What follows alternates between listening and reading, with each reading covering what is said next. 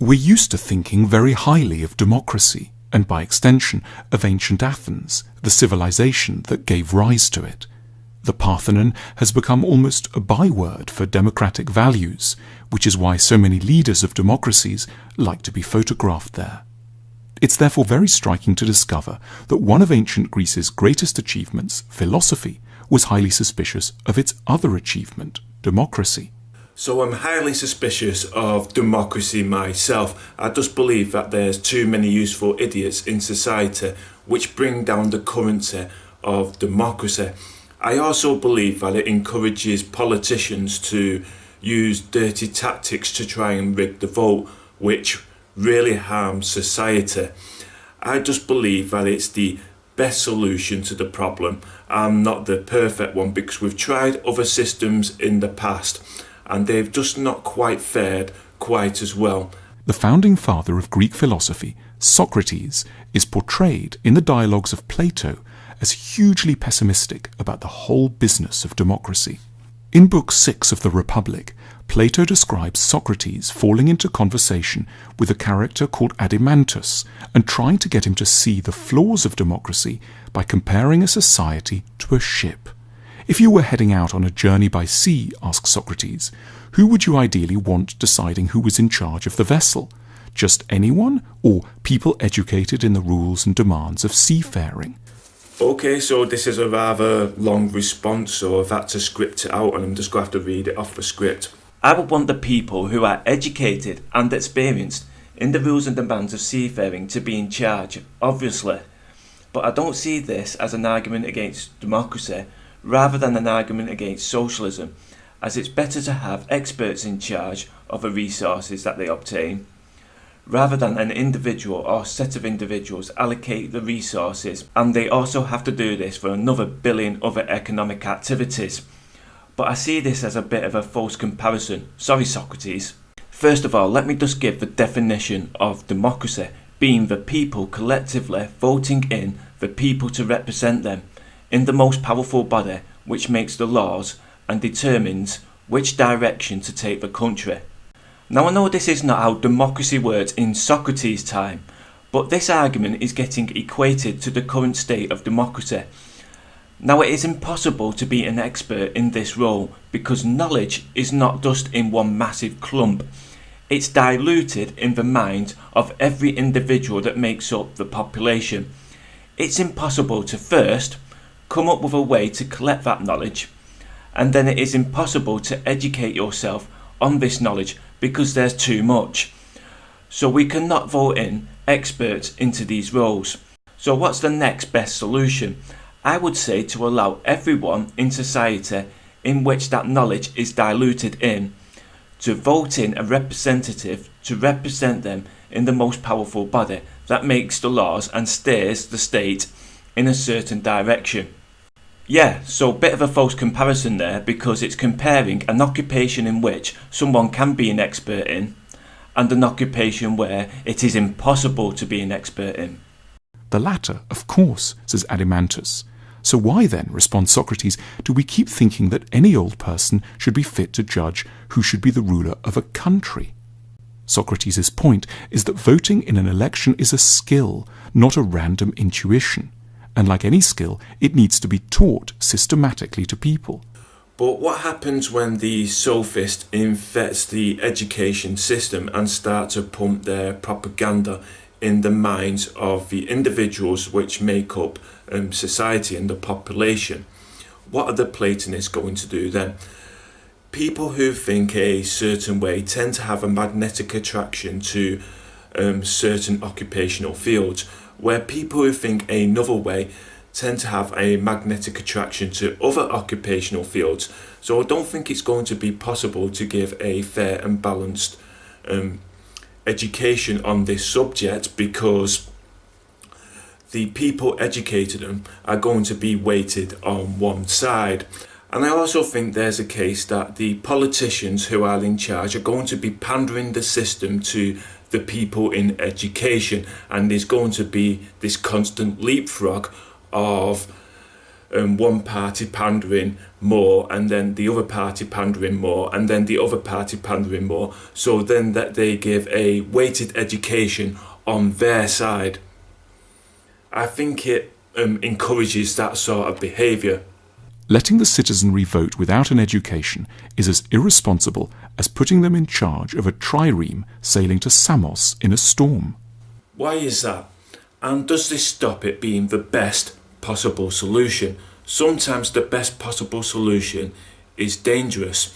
If you've been in the desert for days and you haven't drank a drop of water, and suddenly you come across a bottle of water, but this bottle of water has wrapped around it a venomous snake, the best possible solution in that situation is to tackle that venomous snake, because if you don't tackle that venomous snake, then you're going to die of thirst, certainly. If you try and tackle the dangerous snake, then there's a chance that you could actually tackle it and get the water without it biting you. So yeah, that would be the best possible solution. Sometimes the best possible solution is also dangerous. Socrates was to have first-hand catastrophic experience of the foolishness of voters. In 399 BC, the philosopher was put on trial on trumped-up charges of corrupting the youth of Athens. A jury of 500 Athenians. Well, this wouldn't be democracy, would it? Because the jury are voting on the outcome and not the people collectively. And yes, sometimes juries get it wrong. That's why I'm against state execution, because over here in Britain we had the cot deaf mothers, and the jury got it wrong in that case and claimed that they was guilty when they wasn't. In a state which has state execution, they would have got wrongfully killed by the state for the crime of the jury getting it wrong. Now, even though juries get it wrong, it's still the best possible solution, but by no means perfect. Just ask yourself this question: which would you rather be in, a court with a jury or a court without? Was invited to weigh up the case and decided by a narrow margin that the philosopher was guilty.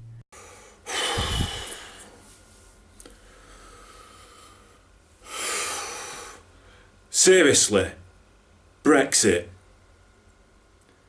Is this going to keep going on until the day I die, and then some more? It's not bad enough that Leave voters are getting equivocated to Nazis and racists, but now they're getting equivocated to a jury thousands of years before they existed that killed Socrates. What's the justification in equivocating Leave voters to the jury that killed Socrates? Oh, this is just so annoying. We've reached a new low. He was put to death by hemlock in a process which is, for thinking people, every bit as tragic as Jesus' condemnation has been for Christians. Crucially, Socrates was not elitist in the normal sense. He didn't believe that a narrow few should only ever vote. He did, however, insist that only those who had thought about issues rationally and deeply should be let near a vote. So this is so open to corruption. Who is going to decide who has had a rational thought on the subject at hand and who hasn't? You get this today, don't you, with academics who claim that the people have not had a rational thought on the subject at hand because they care about different stuff than what they care about. It's the same thing getting played here, this logical fallacy of courteous reply. And I think there was enough to claim that they was playing the logical fallacy of courteous reply when the column chart popped up behind the jury that killed bloody Socrates. We have forgotten this distinction between an intellectual democracy and a democracy by birthright. Or maybe we don't like it because the people at the bottom have access to knowledge which the people in the middle and the top don't. But let's just strip away everything the Chartists did, because apparently you're not liking the way democratic votes are going. We have given the vote to all without connecting it to wisdom. And Socrates knew exactly where that would lead, to a system the Greeks feared above all, demagoguery. Ancient Athens had painful experience of demagogues. For example, the louche figure of Alcibiades, a rich, charismatic, smooth-talking, wealthy man who eroded basic freedoms and helped to push Athens to its disastrous military adventures in Sicily. Socrates knew how easily people seeking election could exploit our desire for easy answers. Oh my God! So first Brexit, and now they're smearing Trump voters. I'm pretty sure these class as ad hominems. Aren't ad hominems logical fallacies? I just find it amazing how fallacious people always claim that the other side are being fallacious and do this by being fallacious.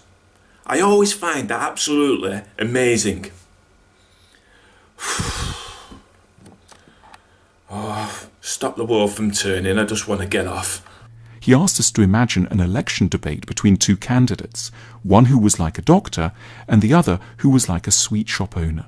The sweet shop owner would say of his rival, "Look, this person here has worked many evils on you. He hurts you, gives you bitter potions, and tells you not to eat and drink whatever you like. He'll never serve you feasts of many and varied pleasant things like I will." Socrates asks us to consider the audience's response.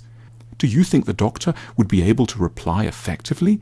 The true answer, "I cause you trouble and go against your desires in order to help you," would cause an uproar among the voters, don't you think? We have forgotten all about Socrates' salient warnings against democracy. We have preferred to think of democracy as an unambiguous good rather than as something that is only ever as effective as the education system that surrounds it. I don't know how to deal with this. We don't even need to use analogies of sweet shop owners and doctors.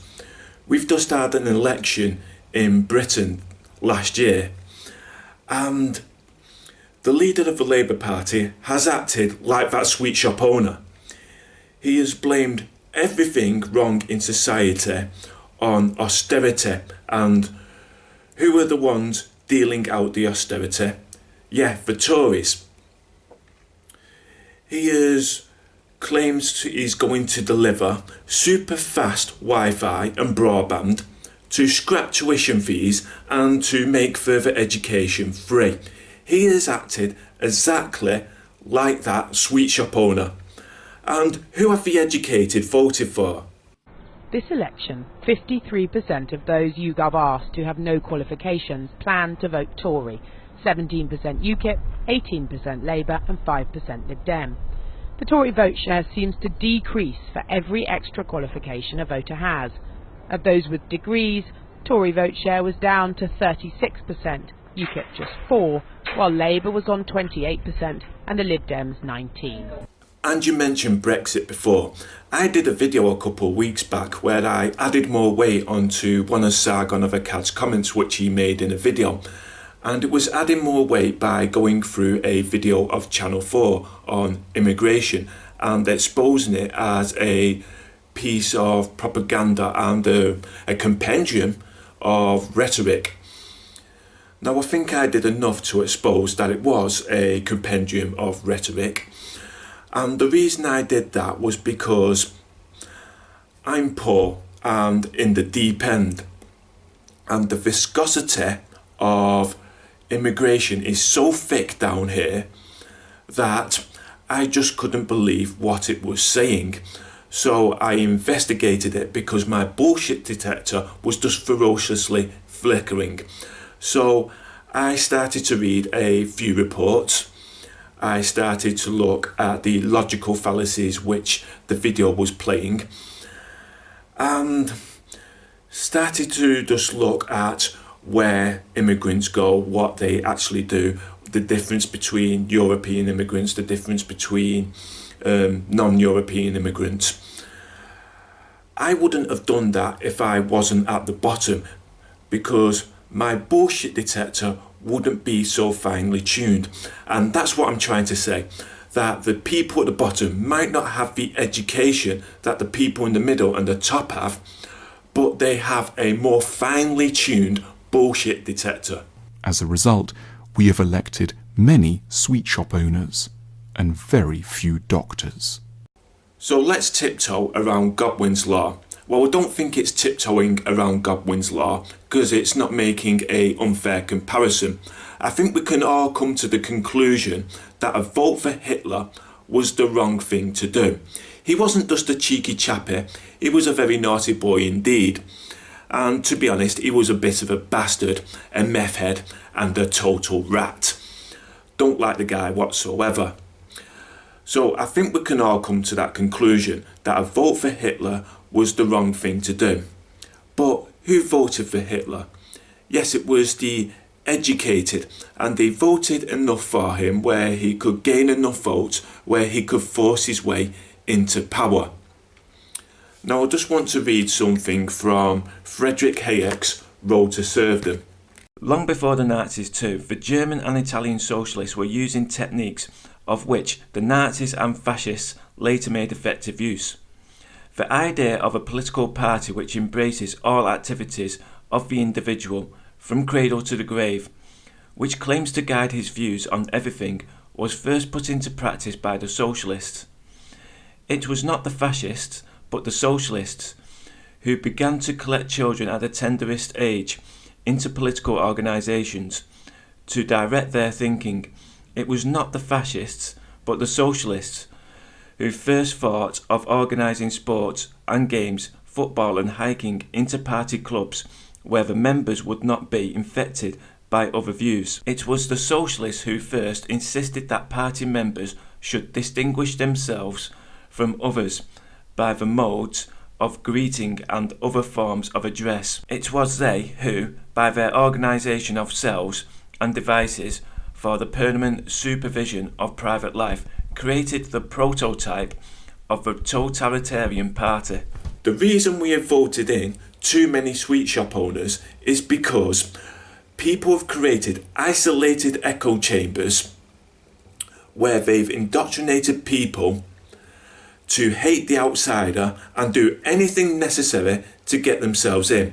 Yes, democracy does promote that, but other systems promote that at a much greater rate.